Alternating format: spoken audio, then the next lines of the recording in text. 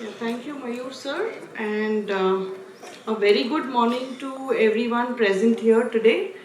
I take immense pleasure in welcoming you for our 19th annual day celebration today.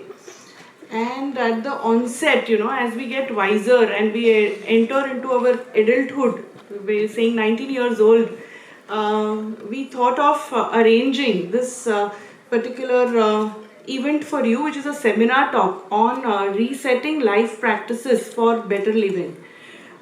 We have with us our esteemed guest today, Mr. Atul Shah from Ojas Life, who is going to be delivering this talk for us today. I was hearing from Karya sir, who's been a part of the team, and he was sharing with us so many different life changing experiences. So, let me just take this opportunity to introduce our guest for today, who is going to be taking us through this seminar talk. So, Mr. Atul Shah, he is fondly also known as Atul Bhai. He is an eminent businessman, and he had been through this rare degenerative disease, and he has not only healed himself of this disease by practicing what Ojas Life talks about, but he has also been a guide to many doctors, and he has devoted his life now to spreading this word of using science and curing different kind of diseases. And as we just now heard from Mayur sir, a healthy body is going to be interconnected with a healthy mind, and if the body is healthy, then it lays foundation to establishing so many different life goals. We can kind of pursue our life goals easily. And when we talk about a healthy body, the interconnected healthy mind can remain calm and can take a lot of useful decisions of life. So this is what we want to hear from sir, how we can maintain this balance of healthy body and healthy mind.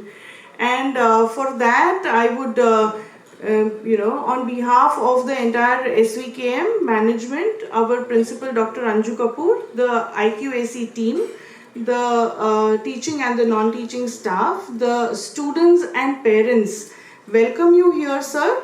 And I'm sure your talk is going to be leaving a mark upon each one of us present here, and we should be able to practice this kind of things when we go back home today, and a lot of takeaways from your students today. So let us hear from him. I request our IQAC Assistant Coordinator Lokesh Sardalkar to escort our guest for today to the stage. I would also request Dr. Anju Kapoor, our principal, to come up on the stage and felicitate sir with a token of appreciation from our side.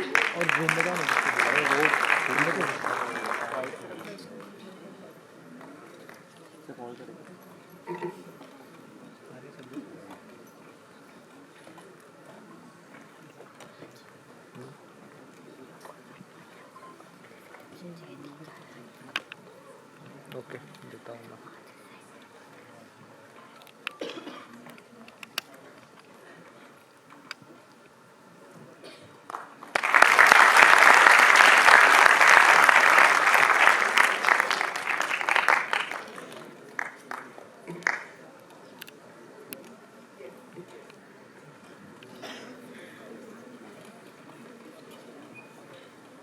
There is one more person who I cannot miss, is Devang Karyaji, who has made this talk possible for me today. I mean, he has been coordinating so well with me. Sir, we call you up on the stage, and Dr. Anju Kapoor, I request you to felicitate sir.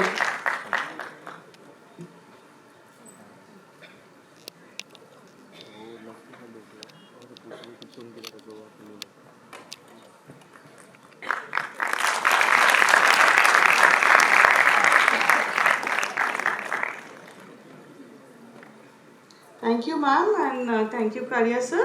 कहूँगा क्योंकि आज के इस मौके पर annual day के function में जहाँ पे बाकी की सारी धमाल होनी चाहिए, वहाँ पे शायद स्टूडेंट्स के लिए एक मैं ऐसा कहूँगा कि जब तक इंसान अपनी हेल्थ बिगाड़ नहीं लेता तब तक हेल्थ की इम्पोर्टेंस जो है वो उसे समझ नहीं आती। जब तक मैं आपकी एज में था और हेल्थ के बारे में कोई अगर भाषण दे,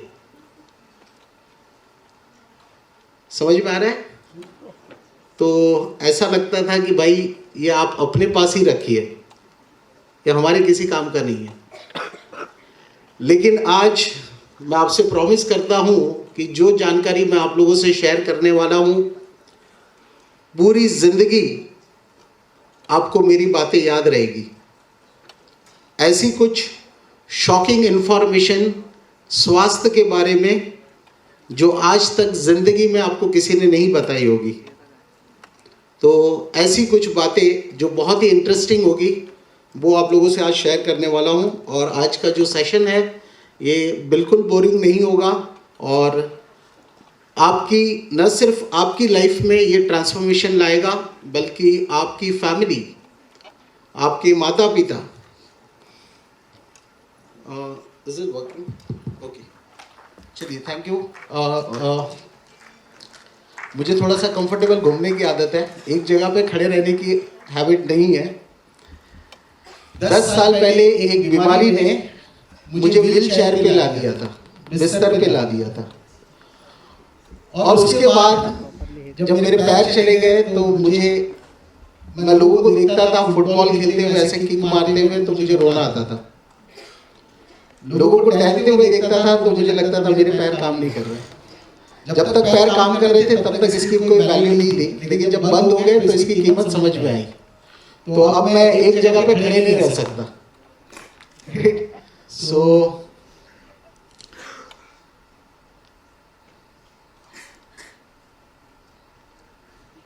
स्क्रीन दिखाई दे रहा है आप लोगों को? मुझे लग रहा है मुश्किल है। ओके,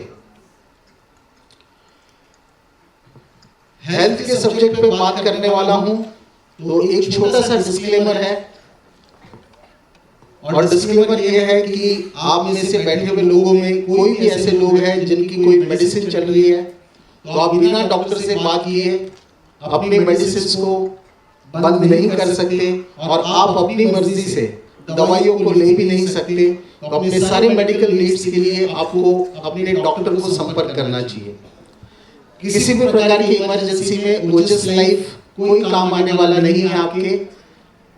किसी भी प्रकार की इमरजेंसी में इस धरती पे हम इंसान के लिए ऊपर वाले का भेजे हुए एक ही फरिश्ते होते हैं, और वो है हमारे डॉक्टर्स।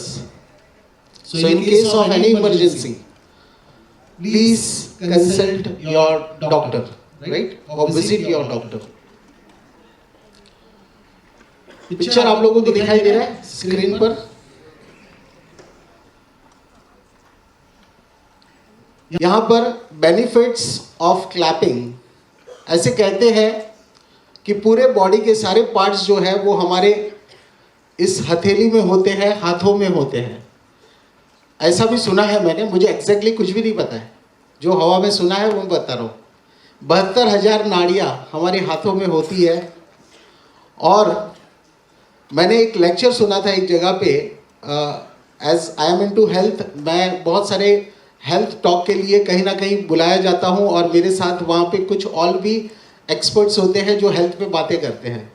तो ऐसे ही 2 साल पहले एक टॉक था जहाँ पे 2 घंटे तक एक इंसान बता रहा था कि तालियां बजाने के क्या बेनिफिट्स होते हैं। और उनका कहना ये था, मानना ये था कि अगर रोज़ आप 15 मिनट बहुत हार्ड क्लैप करते हैं, तालियां बजाते हैं, तो आपकी ऑलमोस्ट 90% बीमारियां ठीक हो जाती है। फिलहाल मैं इसके बारे में और कुछ शेयर नहीं करने वाला हूँ। मैं सिर्फ इतना कहना चाहता हूँ, इस स्लाइड को यहाँ पे रखने का पर्पस इतना है कि मेरी बातें, कोई भी बात मेरी आपको अगर अच्छी लगे, आपके दिल तक पहुँचे, अंदर से आपको लगे वाव,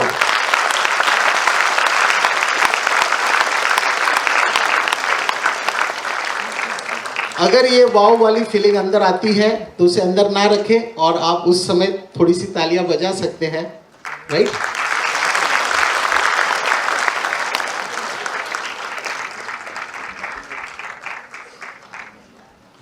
मेरी जो बीमारी थी उसका नाम था एवास्कुलर नेक्रोसिस।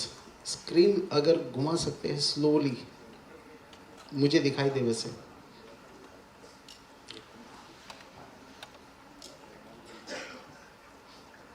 बीमार होने से पहले मैं भी आपकी तरह था। मुझे लगता था कि ये हेल्थ जो सब्जेक्ट है ये मेरा नहीं है, इससे मेरा कोई लेना देना नहीं है। ओके, लेकिन डिस्कनेक्ट हुआ, वायर रिमूव करके वापस।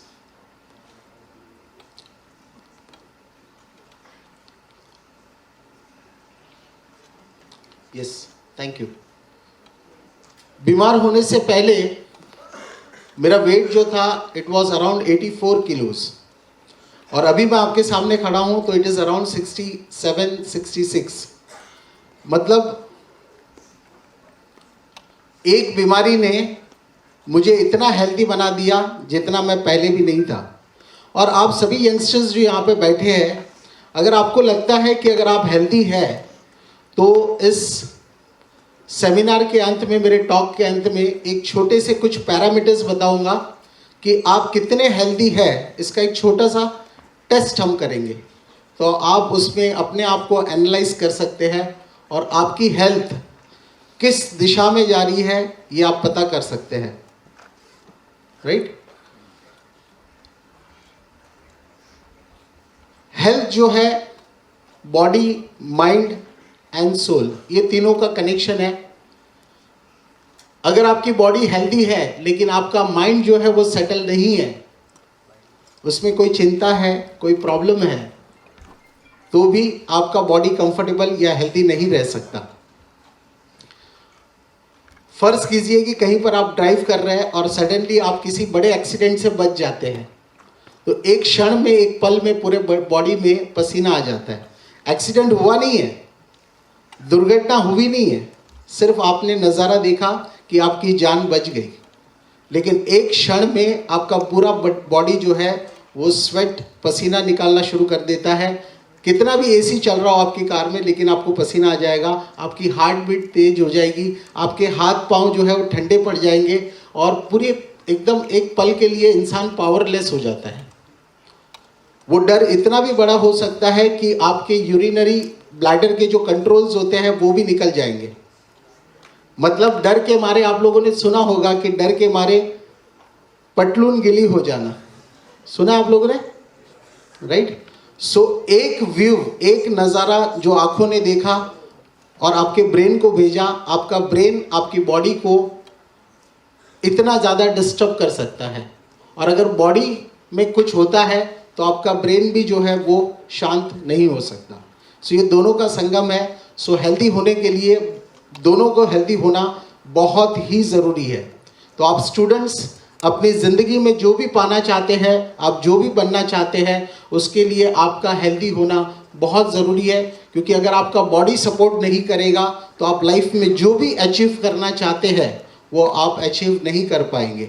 और आज का सेमिनार सुनने के बाद अगर आप छोटे मोटे थोड़े से बदलाव अगर करते हैं और अवेयरनेस के साथ रहते हैं तो आने वाले फ्यूचर में आप जो भी अचीव करना चाहते हैं वो सब कुछ आप हासिल कर सकते हैं। शुरू करते हैं अपनी बातों को।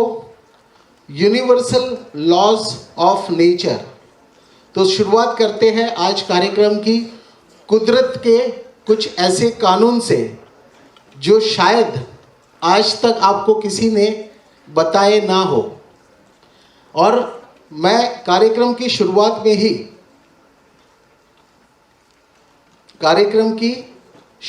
ही एक प्रॉमिस करना चाहता हूं छोटा सा, कि इस 1 घंटे में मैं जो भी बातें करूंगा वो सारी बातें जो है वो कॉमन सेंस की बातें होगी। इसे समझने के लिए, मेरी बातों को समझने के लिए आपको ना तो डॉक्टर बनने की ज़रूरत है, ना कोई एक्सपर्ट बनने की ज़रूरत है। केवल कॉमन सेंस अगर है तो इतना काफ़ी है। क्यों? क्योंकि मैं यूनिवर्सल लॉ की बातें करने वाला हूं, जिसके लिए मुझे ना तो आपको कोई प्रमाण देने की ज़रूरत है और ना ही कुछ साबित करने की ज़रूरत है। दे आर यूनिवर्सल, सबको पता है। शुरुआत करते हैं। Let your food be your medicine. ये स्टेटमेंट किसने दिया है? हिपोक्रेट्स। ये वो व्यक्ति है जिन्होंने एलोपैथी को जन्म दिया, फादर ऑफ एलोपैथी। जिस इंसान ने एलोपैथी को निर्माण किया, उसी इंसान ने ये स्टेटमेंट दिया है कि आपका फूड जो है वो एक मेडिसिन है। मैं आप लोगों से जब फूड की बात करता हूं तो मैं आप लोगों से, देखिए ये वर्कशॉप की तरह होगा, थोड़ा सा मैं आपकी तरफ से भी चाहूँगा कि कुछ आप लोग रिस्पॉन्ड करते रहे ताकि मुझे समझ में आए। मैं अकेला बोलता रहूँगा, आप तक मेरी बात पहुँच रही है कि नहीं पहुँच रही है मुझे समझ में नहीं आएगा। ख़ास तौर पे मैं आज फोकस्ड हूँ स्टूडेंट्स की तरफ। पेरेंट्स तो बहुत सारे हैं हमारे बीच, लेकिन स्टूडेंट्स से मैं जो है बातें करना चाहूँगा। तो जब मैं फूड कहता हूँ तो आपके माइंड में क्या पिक्चर आता है? जब मैंने फूड कहा तो आपके माइंड में क्या पिक्चर आता है? यस प्लीज बोलिए।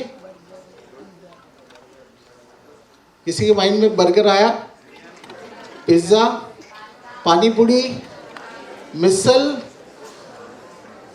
Yes, pasta, okay. सब अलग अलग पिक्चर्स आपके माइंड में आ रहे हैं और आपके माइंड में, हर एक व्यक्ति के माइंड में, यहाँ बैठे हुए हर व्यक्ति के पास कोई ना कोई पिक्चर आया होगा जब मैंने फूड कहा। तो आज आपको शॉक लगेगा कि फूड जो है वो केवल आपके माइंड में जो आया है वो नहीं है, इसके अलावा भी हमारे बहुत सारे फूड हैं। तो आज मैं आपको 5 अलग अलग भोजन से मिलवाता हूँ, उसे जान लीजिए। और हमारा बॉडी जो है, कहते हैं कि हमारा बॉडी 5 एलिमेंट्स में से बना है और ये हमारे 5 अलग अलग फूड है। शुरुआत करते हैं पिक्चर में। सबसे ऊपर है अर्थ एलिमेंट, और वो अर्थ एलिमेंट हमें मिलता है फूड से, जो हम खाना खाते हैं उससे। सेकेंड एलिमेंट वाटर एलिमेंट, ये भी हमारा फूड है। तो आप लोग बताइए, क्या पानी के बिना हम लोग जिंदा रह सकते हैं, सरवाइव कर सकते हैं? यस और नो? यस और नो? मुझे लग रहा है अभी तक सभी लोग कनेक्ट नहीं हो रहे हैं। चलिए कोई बात नहीं, मुंह से आवाज़ निकले ना निकले, मैं सवाल करते रहूँगा। आप लोग आवाज़ ना निकले तो आप खाली ऐसे सर हिला के भी मुझे रिस्पॉन्ड कर सकते हैं। कम से कम मुझे समझ में तो आए कि मैं जो बोल रहा हूँ आप तक पहुँच रहा है कि नहीं पहुँच रहा है, right? So please keep on responding. Second element जो है वो जल तत्व, पानी, जो पानी पीने से मिलता है, and there is no life possible without water. Third element जो है वो है अग्नि तत्व, इसे कहते हैं, लेकिन इट इज़ न सनलाइट। अच्छा, सनलाइट के ज़रिए आप बच्चे मुझे बताइए कि सनलाइट के ज़रिए हमारी बॉडी में क्या और कौन सा विटामिन हमको मिलता है? क्या बात है, वंडरफुल। सो विटामिन डी हमारी हेल्थ के लिए क्यों इम्पॉर्टेंट है? कुछ आपके माइंड में है पिक्चर? बोन्स के लिए, वंडरफुल वंडरफुल। सो सनलाइट जो है वो भी हमारा फूड है। साइंस ये कहता है कि there is no life possible without sunlight on this planet. बिना सूर्य के, बिना सनलाइट के ये पृथ्वी जो है एक बर्फ का गोला बन जाएगी एंड इसके ऊपर कोई भी लाइफ पॉसिबल नहीं होगी। सनलाइट जो है वो लाइफ का एक सोर्स है। जिस पृथ्वी पे हम रहते हैं वो भी सूर्य से निकला हुआ एक टुकड़ा है और उसी पे हम लोग रहते हैं, और इस पे ऊपर जितनी लाइफ पॉसिबल हुई है वो भी सनलाइट की वजह से। और फोर्थ एलिमेंट जिसके बारे में बात करना चाहूँगा, वायु तत्व। पिक्चर्स थोड़े से ब्लर है, क्लियर दिखाई नहीं दे रहे, लेकिन वो ब्रीदिंग करने से मिलता है। तो बताइए, क्या हम लोग बिना सांसों के जिंदा रह सकते हैं? नो। बिना एयर के? नो। No, right? तो ये भी हमारा फूड है, ये भी हमारा भोजन है। और लास्ट एलिमेंट जो है दैट इज स्पेस, यानी आकाश तत्व। बिना स्पेस के कोई भी जिंदा नहीं रह सकता। अगर हमारे बीच स्पेस ना हो तो there is no life possible. तो 5 अलग अलग फूड सबसे पहले मैंने आपको बता दिए। अब आगे चलते हैं आगे की बातों को। देखिए स्क्रीन पर अगर आपको दिखाई देता हो तो बहुत सारे एनिमल्स, बर्ड्स एंड एनिमल्स है। दुनिया में अलग अलग प्रकार के बर्ड्स एंड एनिमल्स हैं। इन सबको पता है कि इनका फूड क्या है, ये क्या खाने के लिए डिजाइन हुए थे। और मैं आप लोगों से जानना चाहता हूं, मुझे आप लोग बताइए, शेर जो है, लायन, उसका फूड क्या है, वो क्या खाने के लिए डिजाइन हुआ है? बच्चों की तरफ से जवाब नहीं आ रहे। शेर क्या खाने के लिए डिजाइन हुआ है? नॉनवेज या मांस या गोश्त, क्या कहेंगे? मीट। ओके, अच्छा, शेर 1 महीने से भूखा है और पिंजरे में बंद है। 1 महीने के बाद हम लोग जाते हैं कि भाई तेरे को खाना, गोश्त तो नहीं मिला, तेरे लिए हम लोग थोड़ा घास मिला है तो घास खा ले बेटा, भूखा है 1 महीने से। तो क्या वो घास खा लेगा? यस और नो? क्यों नहीं खाएगा?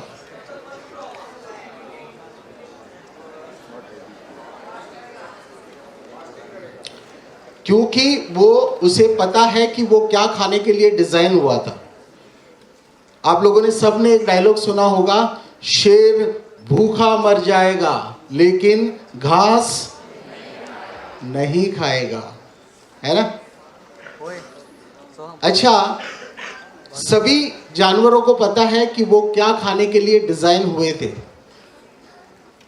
पक्षियों को पता है, कुछ पक्षी दाना खाते हैं, कुछ पक्षी फ्रूट्स खाते हैं, लेकिन कुछ पक्षी ऐसे भी है, कुछ बर्ड्स ऐसे भी है जो दूसरे पक्षियों का शिकार करके अपना भोजन जुटाते हैं। तो मेरा सवाल ये है कि हम ह्यूमन बींग्स जो बने थे वो क्या खाने के लिए डिजाइन किए गए थे? What was our food?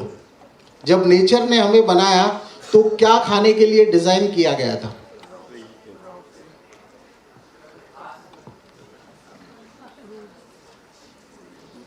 संसार के सारे बर्ड्स एंड एनिमल्स को पता है कि उनका फूड क्या है।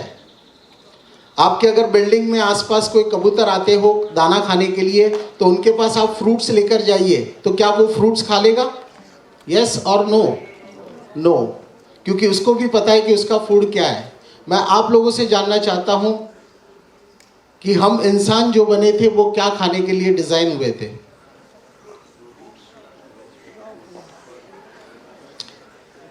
अच्छा, एक सवाल और पूछता हूं, संसार में,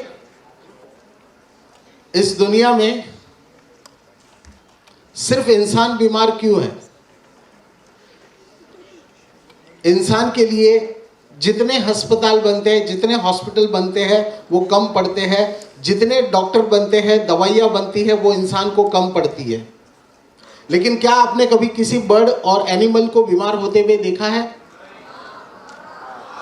अगर देखा है तो वो इंसान के बीच रहता होगा और इंसान का फेंका हुआ भोजन लेता होगा। नेचर के साथ रहने वाले बर्ड्स एंड एनिमल्स को ना अस्पताल की ज़रूरत पड़ती है, ना दवाइयों की ज़रूरत पड़ती है। अच्छा, किसी जानवर को आप लोगों ने, कुछ लोगों ने हाँ ना जवाब दी है, कभी किसी जानवर को आपने हार्ट अटैक आते हुए देखा? किसी एनिमल के, जिराफ के घुटने खराब होते हुए देखे? उनके घुटने खराब हो गए, घुटने रिप्लेस करने।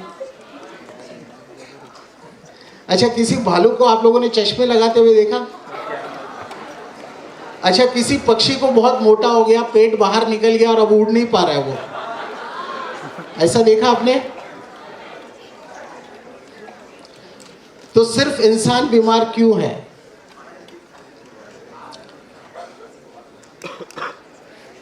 मैं स्क्रीन पर आपके सामने कुछ ऑप्शंस रख रहा हूं और आपसे जानना चाहता हूं कि इसमें से हमारा फूड क्या था।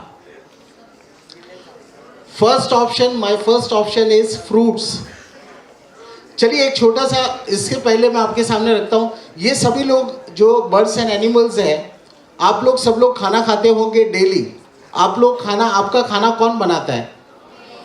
मम्मी। सबसे ज़्यादा जो सुनाई दिया मुझे वो है मम्मी। अच्छा, किसी दिन मम्मी छुट्टी पे हो और खाना ना बने तो फिर खाना कहाँ से खाएंगे? स्विगी, जोमेटो। तो ये सारे बर्ड्स और एनिमल्स कहाँ से खाना खाते हैं और इनके लिए खाना कौन पकाता है? नेचर। तो नेचर जो है वो खाना बनाता है और ये सारे बर्ड्स एंड एनिमल्स, नेचर इनका किचन है और ये लोग नेचर से खाना खाते हैं। केवल एक इंसान है इस धरती पे जिसको लगता है कि नेचर ने खाना बनाते वक्त उसमें कोई कमी छोड़ दी है। तो हम इंसान क्या करते हैं?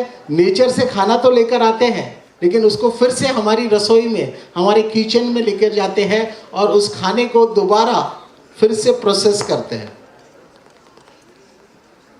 राइट?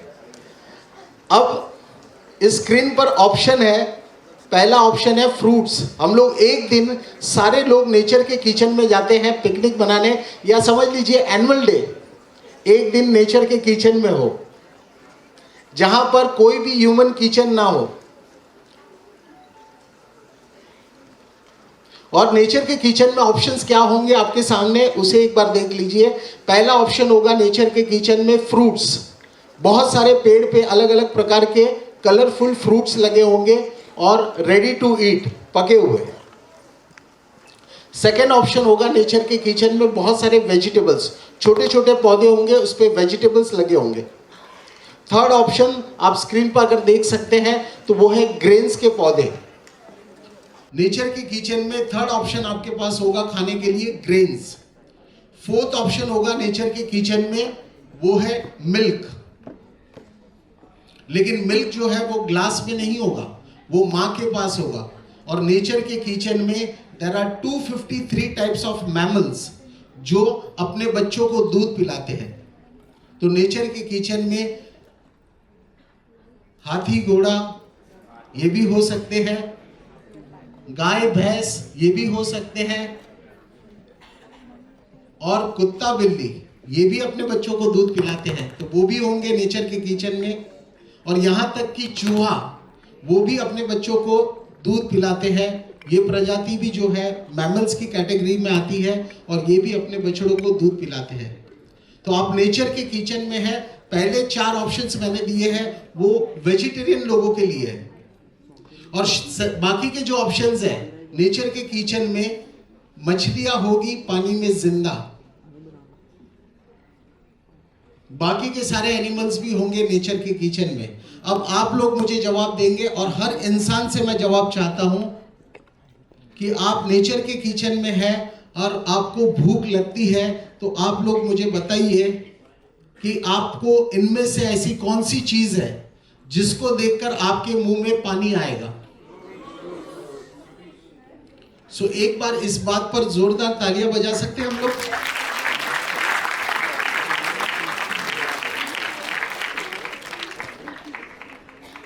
आपको पता है जो आप लोगों ने जवाब दिया इसका मतलब क्या बनता है?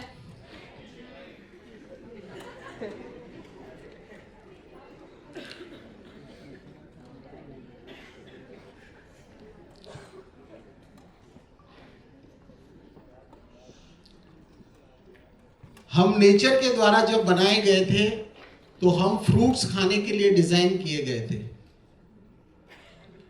हम विज्ञान ये साबित करता है कि हम बंदरों के वंशक हैं।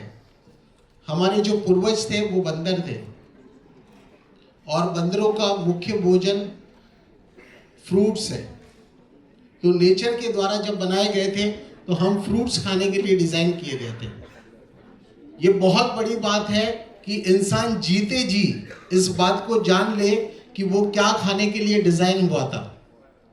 वरना इस धरती पे हजारों नहीं करोड़ों लोग हैं जिनकी जान 40 साल की उम्र में चली गई, 50 साल की उम्र में उनकी जान चली गई, लेकिन उनको पता नहीं था कि 40 साल की उम्र में उनके प्राण क्यों चले गए, उनकी लाइफ क्यों चली गई। बहुत सारे यंगस्टर्स हैं मैं जानता हूं, लेकिन ऐसे ऐसे यंगस्टर्स जानता हूं, बाहर से सुंदर कपड़े पहनना ये हेल्थ नहीं है, परफ्यूम लगाना इसको हेल्थ नहीं कहते। यहां बैठा हुआ हर इंसान, अभी बहुत सारी बाकी है, लेकिन मैं आप लोगों को बता दूं कि ऐसे कई यंगस्टर्स को मैं जानता हूं जिनको ऐसी ऐसी बीमारियां हैं जिसके लिए उनको लाइफ सेविंग ड्रग्स लेने पड़ते हैं। मैं ऐसे बच्चों को जानता हूं जिनको 20 साल, 19 साल, 25 साल की उम्र में हार्ट अटैक आए पिछले 1 साल में। और शायद अगर आज का सब्जेक्ट आपके लिए इंपॉर्टेंट ना हो तो मैं आपसे कहना चाहूंगा कि यहाँ पे बैठा हुआ हर बच्चा कम से कम अपने माँ बाप से तो प्यार करता होगा। कितने बच्चे हैं जो अपने मम्मी पापा से बहुत प्यार करते हैं? सभी। तो मैं बस इतना चाहूंगा, अगर आप अपने लिए सीरियस ना हो तो कोई बात नहीं है। और मैं ये बात बहुत अच्छी तरीके से जानता हूं कि हेल्थ के लिए सीरियस होने के लिए इंसान को जो है बीमार होना पड़ता है। तो मैं ये बहुत अच्छे से जानता हूं। तो आपके लिए आज का सब्जेक्ट शायद इंपॉर्टेंट ना हो, लेकिन आज का ये सब्जेक्ट आपके मम्मी पापा के लिए बहुत यूजफुल हो सकता है। अगर आप चाहते हैं कि आपके मम्मी पापा हमेशा आपके दोस्त बनकर, हमेशा आपके फ्रेंड बनकर, हमेशा आपका साया बनकर पूरी जिंदगी आपके साथ रहे, अगर ऐसा चाहते हैं तो ये इंफॉर्मेशन जो आज मैं आपसे शेयर करने वाला हूं वो आपके शायद आज काम की हो या ना हो, लेकिन आपके मम्मी पापा के लिए बहुत यूजफुल होगी। कितने बच्चे हैं यहाँ पर जिनके मम्मी डैडी डेली मेडिसिन उनको लेने पड़ते हैं डेली? तो टॉमी को पसंद नहीं है, क्या बात है। और जो खाना टॉमी को पसंद है वो टमी को पसंद नहीं है। तो अब क्या करेंगे? कल से टॉमी को हैप्पी करेंगे या टमी को? टॉमी को।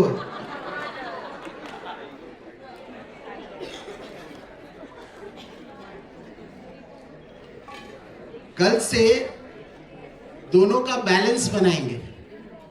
टमी को भी हैप्पी करना है और टॉमी को भी हैप्पी करना है, लेकिन टॉमी को जो भी फीड करेंगे वो कोशिश करना कि वो घर का बना हुआ हो और मम्मी के हाथों का बना हुआ हो। Is it possible? है ना? राइट? तो दोनों का हैप्पी करना है and life is all about balance. जीवन में बैलेंस होना जरूरी है। तो आप इस मामले में भी दोनों का बैलेंस बनाइए और जब भी खाना खाते हैं तो उसके साथ सैलेड जरूर ले, उसके बिना खाना अधूरा है।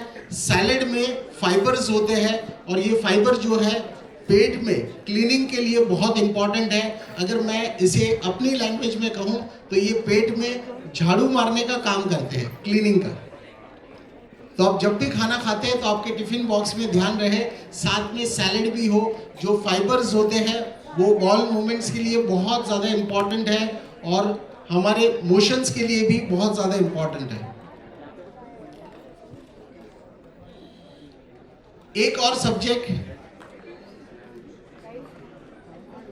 और वो है डेयरी प्रोडक्ट्स। एक पिक्चर पहले मैं और दिखाता हूं और उसमें आप बताइए मुझे, इसमें नेचुरल कौन सा है पिक्चर, ऊपर वाला या नीचे वाला? देखिए नीचे जो है एक पढ़ा लिखा इंसान है और ऊपर जो है एक अनपढ़ बछड़ा है, गाय का बच्चा है जो बिल्कुल अनपढ़ है। अब आप लोग मुझे बताइए इसमें से नेचुरल कौन सा पिक्चर है, ऊपर वाला फर्स्ट या सेकंड?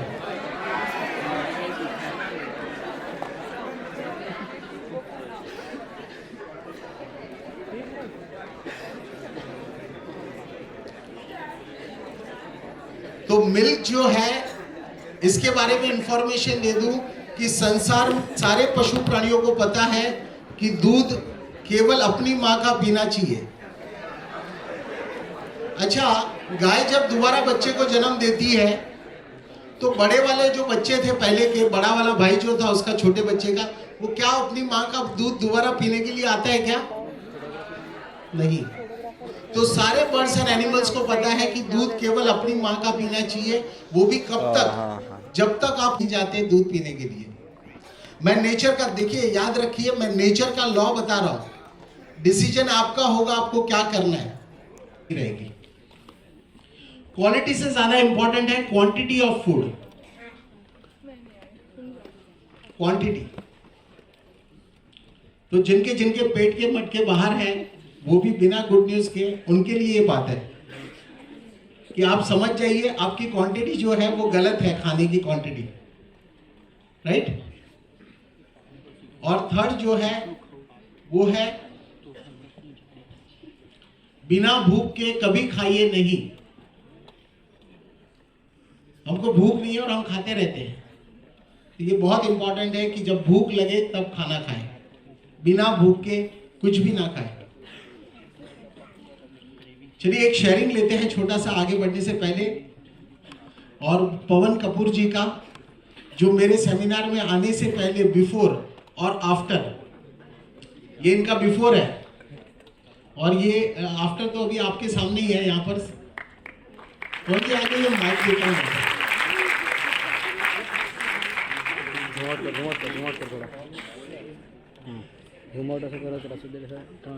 थैंक यू अतुल भाई, आपने जो मुझे ट्रांसफॉर्म किया, थैंक यू वेरी मच। हर एक पेरेंट का एक ख्वाब होता है कि child should step into his shoes. Today I am very proud to say I have stepped into my son's clothes.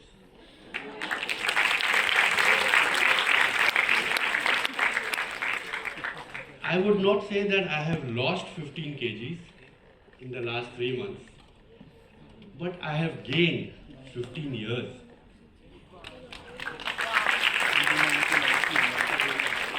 I am very energetic.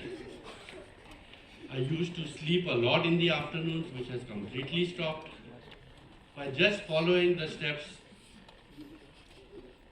provided by Otis. So I always maintain and say that why wait for something to happen? Let's do and take our lives in our own hands. Thank you.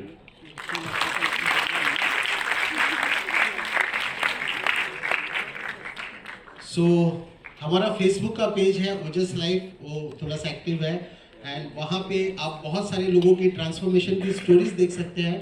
इसी प्रकार से पवन जी की तरह या आपकी तरह ये seminar मेरा सुना, उनकी डायबिटीज़ 25 साल पुरानी डायबिटीज़ पूरी तरह से रिवर्स हो गई, सारे मेडिसिन बंद हो गए, इंसुलिन चल रहे थे इंसुलिन बंद हो गए।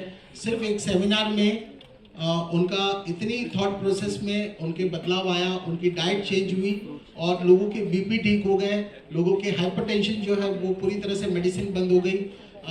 10 से ज़्यादा केसेस ऐसे हैं जहाँ पे लोगों के कैंसर रिवर्स हो गए, कैंसर ठीक हो गया, मतलब आप ये समझिए। और ऐसी अनेक बीमारियां, थायराइड हो, घुटनों का दर्द हो, कोई भी बीमारी हो, एनी डिजीज, कोई भी बीमारी, ये सारी बीमारियां ठीक होती है। बस आपकी तैयारी होनी चाहिए बदलाव करने की।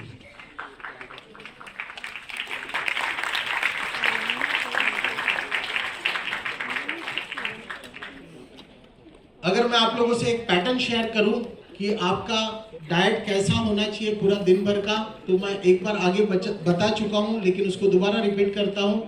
सुबह का ब्रेकफास्ट जो है उसमें फ्रूट्स होने चाहिए। The morning time, the morning hours are meant to eat fruits.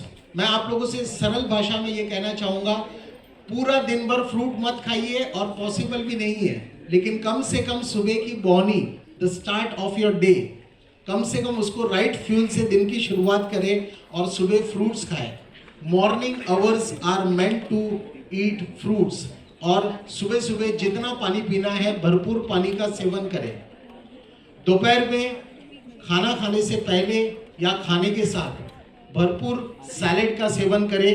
आपके खाने में ककुम्बर, टमाटोज, ये सारे सैलेड होने चाहिए। और शाम को भी खाने में उसी प्रकार से आप चेंजेस कर सकते हैं। और लास्ट में मैंने आपसे जो कहा था शुरुआत में कि आपकी बॉडी का छोटा सा टेस्ट करेंगे कि क्या वाकई में आप हेल्दी है या नहीं है। तो उसका छोटा सा टेस्ट और आप लोग जान लीजिए कि आप कितने हेल्दी है। सो डिजीजेस आर इंडिकेटर्स, रोग एक संकेत है। आयुर्वेद कहता है कि दुनिया की सारी बीमारियां त्रिदोष के बिगड़ने से होती है, वात, पित्त और कफ।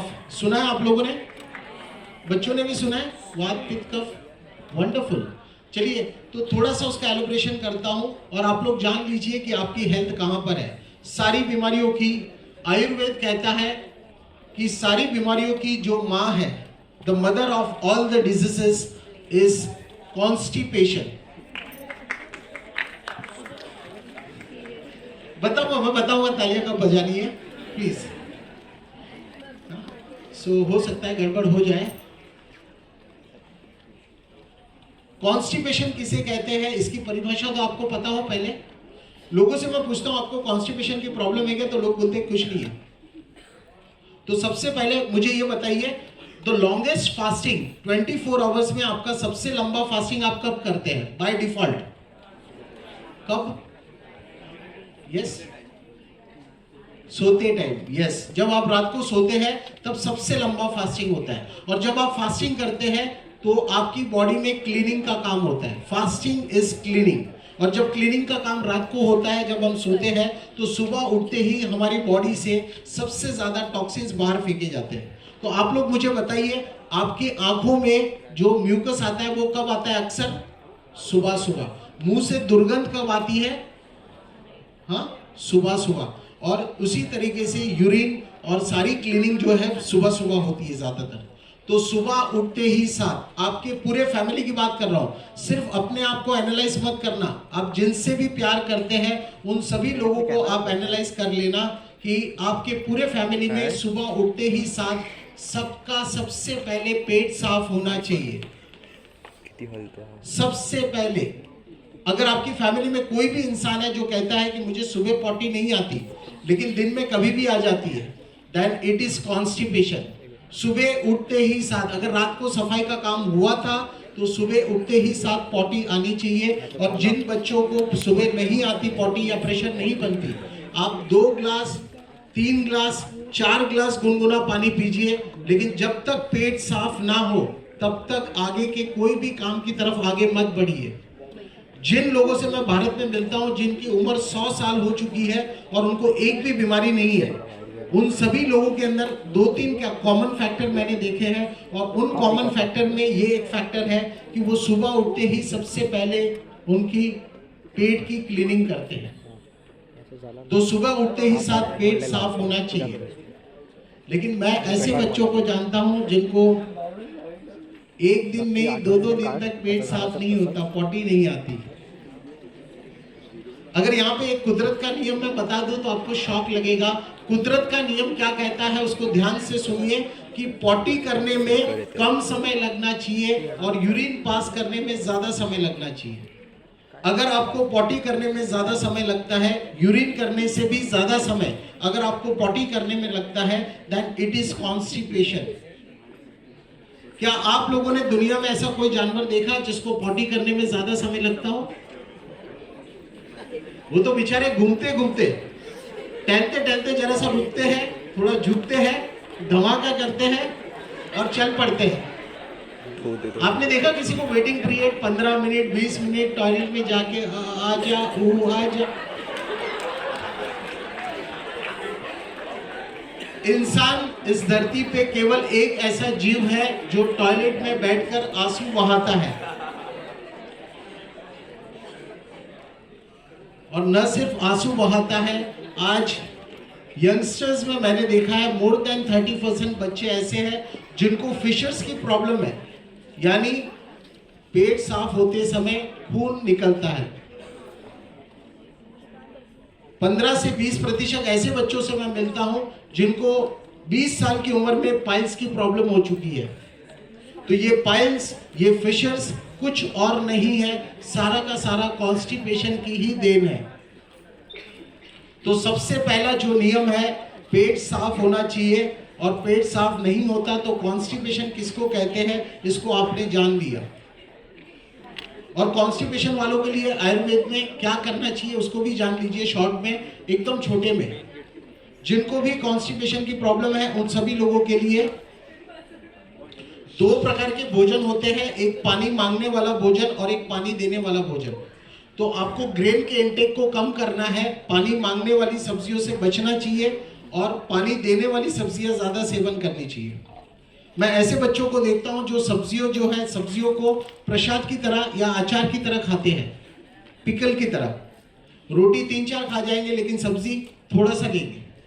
तो रोटी कम कर दीजिए और सब्जियों की मात्रा को बढ़ा लीजिए।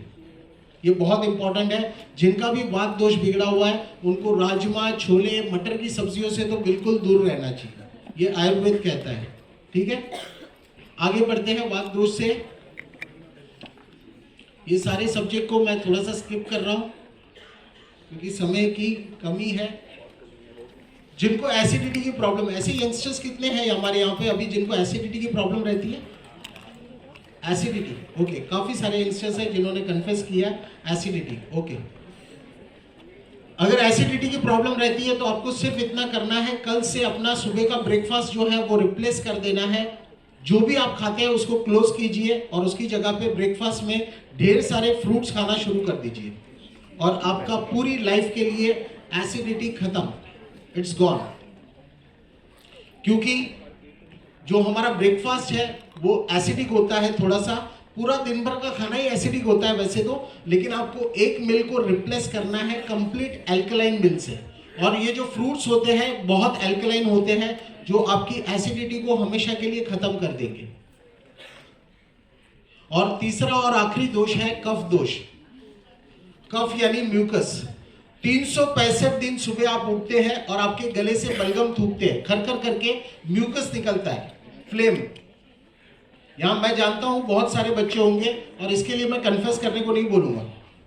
हर सुबह आप उठते हो और 365 दिन आप गले से खरखर करके बलगम थूकते हो, फ्लेम निकलता है, म्यूकस निकलता है। या हर महीने 2 महीने में अगर आपको जुकाम हो जाता है, then it is the indication of कफ।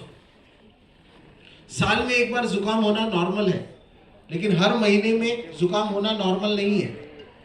तो अगर आपका कफ दोष बिगड़ा है तो आप अलर्ट हो जाइए, क्योंकि आयुर्वेद कहता है कि वात दोष के बिगड़ने से 40 बीमारियां होती है, पित्त दोष के बिगड़ने से 28 बीमारियां होती है और केवल एक कफ दोष के बिगड़ने से 80 से ज्यादा बीमारियां होती है, 80। और उसमें सारे रेस्पिरेटरी प्रॉब्लम्स आ गए।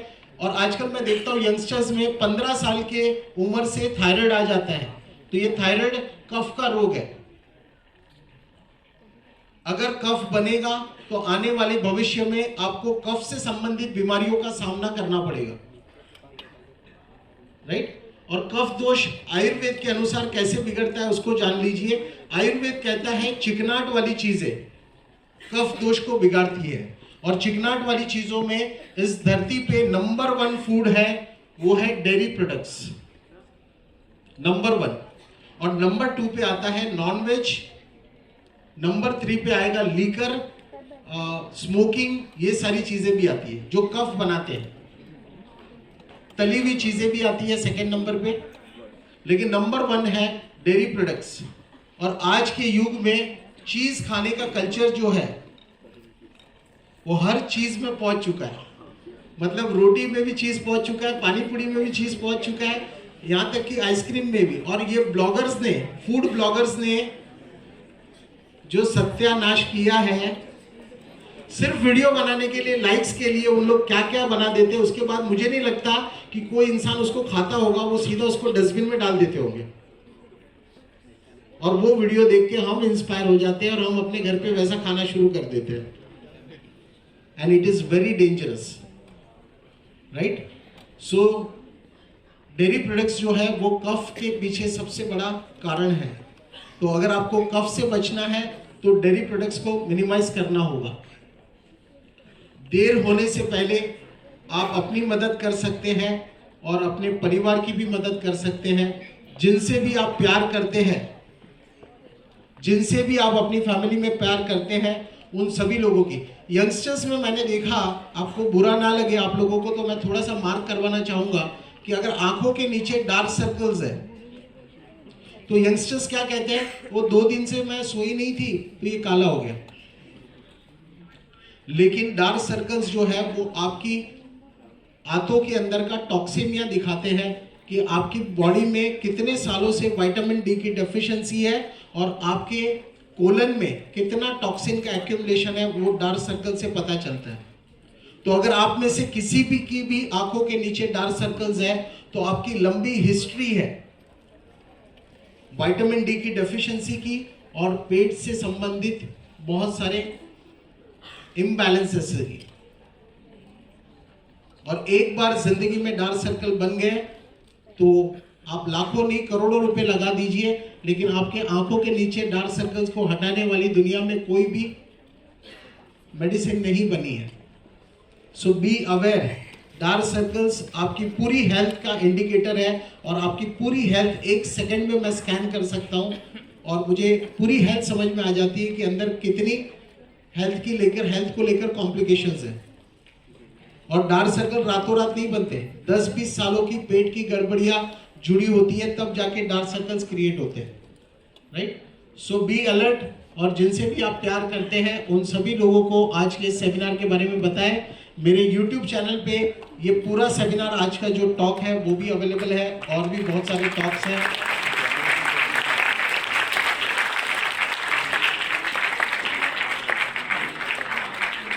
कुछ पिक्चर्स आपको दिखाता हूं जो फेसबुक पे बहुत सारी स्टोरीज है और अगर आपके कोई सवाल हो तो हम उसकी तरफ एक 5-10 मिनट स्पेंड कर सकते हैं। हाँ, यंगस्टर्स की तरफ से सवाल आने बहुत ज़रूरी है। अगर आप लोग सवाल नहीं करेंगे तो मैं नेक्स्ट जो अपना प्रेजेंटेशन लेकर आगे बढ़ूंगा दूसरे लोगों की तरफ, तो मुझे पता नहीं चलेगा कि क्या क्या बातें मुझे अपने प्रेजेंटेशन में कवर करनी चाहिए। सो आप लोगों की तरफ से सवाल आने बहुत इंपॉर्टेंट है जो मुझे हेल्प करेंगे। या माइक पास ऑन करेंगे।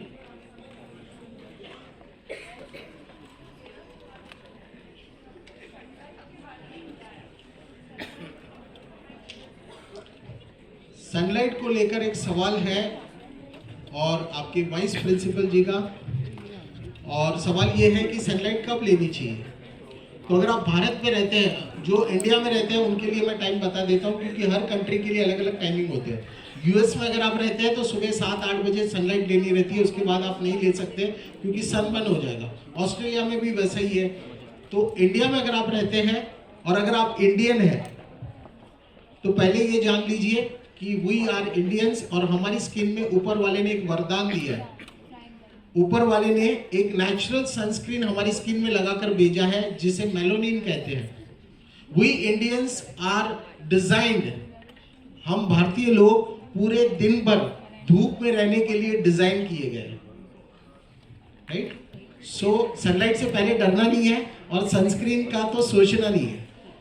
दूसरी बात, धूप अगर लेनी है तो गर्मी के मौसम में, वैसे स्टडी क्या कहती है 2019, 20, 21 की लगातार 10 से ज्यादा स्टडीज के रिपोर्ट्स आ चुके हैं इंडिया में, जो स्टडीज कहती है कि अगर आप विटामिन D3 डेफिशिएंट है तो आपको कड़क वाली तेज वाली धूप लेनी चाहिए, उसको बूस्टर डोज कहते हैं। और वो कड़क वाली धूप कब लेनी है तो 11 बजे से लेकर 2 बजे के बीच वाली, अगर आप डेफिशिएंट है तो। लेकिन अगर डेफिशिएंट नहीं है तो आप गर्मी के मौसम में, भारत में रहते हैं, गर्मी के मौसम में 11 बजे से पहले वाली धूप ले लीजिए। डेफिशिएंट है तो बाद वाली भी धूप ले सकते हैं, लेकिन डेफिशिएंट नहीं है तो 11 बजे से पहले वाली ले लीजिए। और बाकी के मौसम में, गर्मी छोड़कर बाकी के मौसम में आप दिन में कभी भी धूप ले सकते हैं if you are in India. और गर्मी के मौसम में भी अगर मुंबई वाले महाबलेश्वर चले जाए तो वहां पे दोपहर की धूप ले सकते हैं। आई बात समझ में? Thank you sir. जी यस। Hello sir.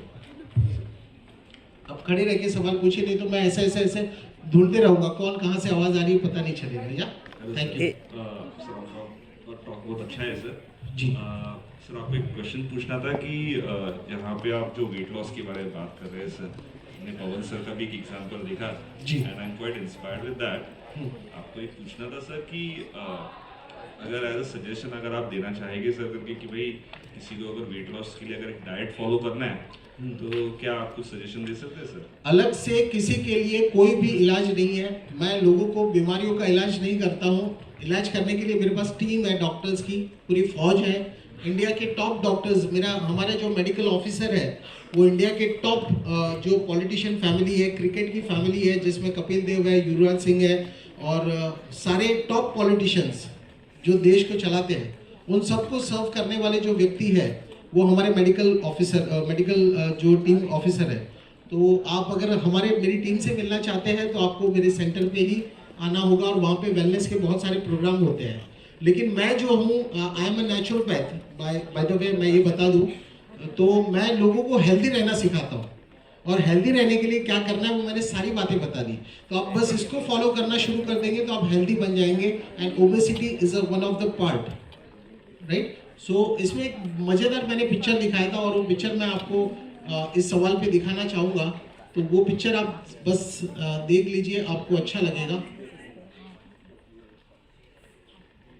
जी, नेक्स्ट क्वेश्चन की तरफ भी हम लोग आगे बढ़ सकते हैं।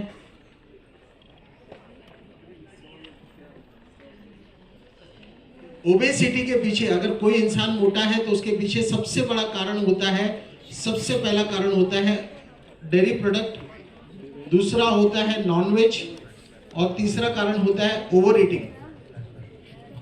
तो वैसे ही मैं तीनों बातों पे, तीनों विषय पे थोड़ा थोड़ी बातें कर चुका हूँ, राइट। आपने वो गाना सुना है क्या? तूने मेरा दूध पिया है,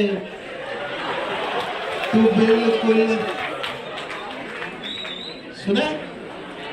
मैं नहीं गा रहा हूँ, वो भैंस है ना वो गा रही है। I have a question. हाँ, सॉरी, कहाँ से? आप खड़े रह के सवाल कीजिए please. Hi Atul ji. So I have a question now. जैसे आपने कहा कि जिसकी डेफिशिएंसी ज़्यादा होती है वो 11 से 2 के बीच वाली धूप ले, हाँ। और जिसको कम होती है वो 11 से पहले। आप समर में ले रहे हैं तो 11 बजे के पहले का ले लीजिए। उसके Okay. बाद वाले में ना आप शुरुआत करेंगे, सेंसिटिव स्किन होगी, सन बर्न हो जाएंगे।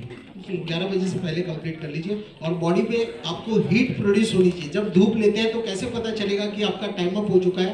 बॉडी पे हीट प्रोड्यूस होनी चाहिए, बर्निंग सेंसेशन नहीं होना चाहिए। अगर बर्निंग सेंसेशन होता है then your time is completed for the day, right. और फिर आप दूसरे दिन जाइए। ओके, बट मेरा सवाल कुछ और था। Now we are working people, we have to leave work for work at about 7-8 o'clock in the morning. So उस टाइम पे पॉसिबल होगा ही नहीं। सो जो मॉर्निंग को 7 बजे जो धूप आती है, मे बी 7 to 8 और something like that, is that okay? Maintain करने के लिए अच्छी है, लेकिन एक साल भी आप सुबह 7 से 8 में जाएंगे धूप में और एक साल के बाद भी रिपोर्ट करवाएंगे तो आपका विटामिन D3 डेफिशिएंट ही आएगा। हाँ, बूस्टर डोज पहले तो देना ही पड़ेगा। That is for how, what's the duration of the booster dose? एक कम से कम 10 दिन जो है वो कड़क वाली धूप लेंगे तो काम होगा, Okay. है ना। Okay, so every weekend is okay because daily तो possible ही नहीं होगा। जब भी आप वैकेशन के लिए कहीं छुट्टी लेंगे तब कर लीजिएगा वो काम, तब तक के लिए वीकेंड का काम शुरू कर दीजिए। Thank you so much. है Thank ना? you. जी। बच्चों को भूलना नहीं है, अगर आप अपने मम्मी डैडी से प्यार करते हैं तो आज की मेरी बातें अपने मम्मी डैडी को कन्विंस करनी है। और मेरा सेमिनार YouTube चैनल पे अवेलेबल है, आप घर जाके अपने मम्मी डैडी को मेरा आज का ये टॉक जो है आप अपने घर ही दिखा सकते हैं। एंड में मैं अगर आप लोग व्हाट्सएप ग्रुप से हमारे जुड़ना चाहते हैं तो मैं आप लोगों को एक नंबर शेयर करता हूं जिसपे आपको व्हाट्सएप ग्रुप पे जुड़ने का लिंक मिल जाएगा, और एक स्कैन कोड भी शेयर करता हूं। अगर आपका मोबाइल अगर उसको स्कैन कर पाता है तो आप डायरेक्टली हमारे व्हाट्सएप ग्रुप में जुड़ सकते हैं। और व्हाट्सएप ग्रुप में मेरे सारे प्रोग्राम्स पूरे इंडिया में जहाँ जहाँ पे होते हैं उसकी सारी इन्फॉर्मेशन मिलेगी। फेसबुक के ग्रुप में आप जुड़ के वहाँ से हमारी टीम मेंबर्स के नंबर्स ले सकते हैं। और अगर आपके मम्मी डैडी को किसी भी प्रकार का सपोर्ट चाहिए हमारी टीम की तरफ से, हमारे वॉलंटियर्स की तरफ से, तो वो फ्री सपोर्ट भी आपको मिलेगा। ये एक पिक्चर बहुत इंटरेस्टिंग हो सकती है बहुत सारी महिलाओं के लिए। फ्रॉम आंटी टू दीदी। पहले सोसाइटी के बच्चे उनको आंटी कहते थे और वो जस्ट फॉलो करने के बाद सडनली शी रियलाइज्ड कि बच्चे अब उनको दीदी बोलने लगे हैं, राइट। तो आप में से भी कई लोग ऐसे होंगे जो ये ख्वाहिश रखते होंगे, तो आप भी ओजस के साथ मिलकर ट्रांसफॉर्म कर सकते हैं। यस, आगे सवाल। Atul ji, it was a wonderful seminar. You made us realize what we are going wrong with the food and everything. My question is, you have said कि dairy products का intake कम करें.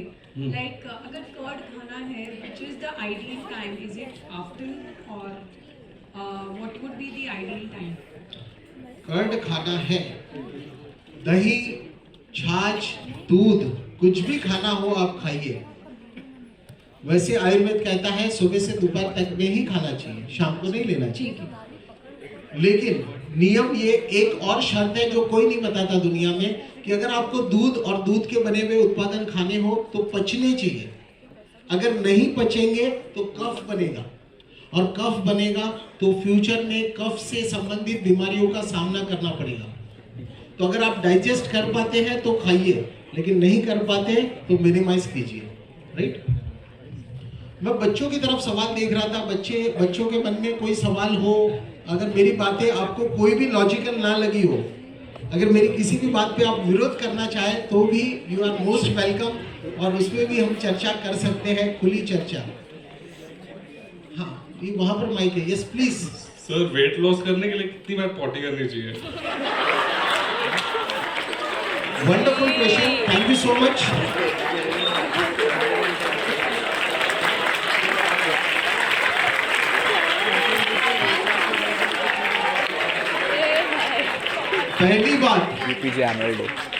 पहली बात, अगर इंसान मोटा है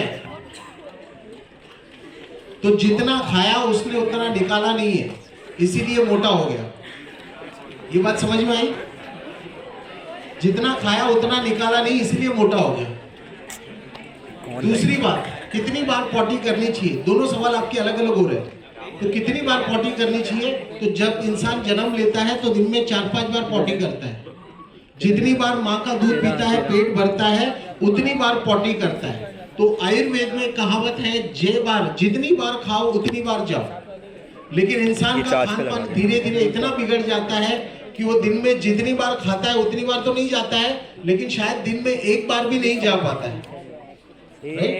सो अगर पॉटी कम हो रही है तो खाना को थोड़ा सुधार दीजिए, तो वो सही हो जाएगा। थोड़ा सैलेड ऐड करेंगे, अपने फाइबर्स ऐड करेंगे खाने में, तो मोशन सही हो जाएंगे, राइट? सो दोनों सवाल थोड़े अलग अलग थे। या thank you so much. Thank you so much sir. Questions तो हैं काफ़ी, लेकिन अतुल जी, मुझे लगता है कि आगे का प्रोग्राम जो शुरू करना है, तो हम जो क्वेश्चन आंसर सेशन को यहाँ पे रोकना। और हमारे व्हाट्सएप ग्रुप में जोड़ने के लिए इस पर मैसेज कर सकते हैं। स्कैन कोड अगर नहीं काम कर रहा है तो फेसबुक पे अवेलेबल है, और किसी भी प्रकार का आपके मम्मी डैडी को सपोर्ट चाहिए फॉलो करने के लिए तो भी कॉल कर सकते हैं। Thank you so much. And जाने अनजाने अगर आपके दिलों को किसी भी तरीके से मैंने हर्ट किया हो, सो मैं आप लोगों से क्षमा मांगना चाहूंगा, लेकिन थैंक यू सो मच इतनी देर मुझे सुनने के लिए। I think sir, I would say you have heard them and you have heard them at the right place. So it was really a wonderful session. बहुत धन्यवाद। नमस्कार। बहुत साल बाद इस ऑडिटोरियम में इतनी शुद्ध हिंदी इतने समय तक सुनने का आज मौका मिला। मैं यहाँ पर औपचारिक आभार प्रदर्शन करने आया हूँ। धन्यवाद अतुल भाई, आपकी इस बातों ने हमारी आंखें तो जरूर खोल दी है, और आपकी बातों में एक चीज ऐसी भाग गई कि आपने बोला आपका टॉक होगा कॉमन सेंस पर, जो कि आजकल थोड़ा अनकॉमन है। हमारे स्वास्थ्य का जिम्मा सिर्फ हमारा है और सिर्फ हमारा होगा। आपके विचार सुनकर, आपके अनुभव सुनकर मैं ये पक्का कह सकता हूं कि इस ऑडिटोरियम में मौजूद सभी अपने जीवन में खाने के प्रति कुछ बदलाव ला सकेंगे, ओजस ला सकेंगे। हमारी सम्मानीय प्राचार्य महोदया और IQAC की कोऑर्डिनेटर स्मृति मैम, मैं इनका भी धन्यवाद चाहता हूं, जिन्होंने हमें इतना अच्छा और प्रतिभाशाली हेल्थ कोच उपलब्ध कराया, और साथ ही हमारे सालाना जलसे के शुभारंभ को हेल्दी तरीके से कराया। आशा करता हूं कि भविष्य में ऐसे ही अवसर और इससे भी अच्छे अवसर उपलब्ध कराए जाए। इस कार्यक्रम को एक यादगार दिन बनाने के लिए आपको मैं विशेष धन्यवाद देना चाहता हूं। मुझे पता है इस सत्र के दूसरी तरफ हमारा सालाना जुलूस, एनुअल डे, हमारा इंतजार कर रहा है, और आपका और समय ना लेते हुए इस कार्यक्रम के सूत्रधार डॉक्टर व्यास के हाथ में अगले सूत्र सुपुर्द करता हूं। धन्यवाद। आपका दिन शुभ हो।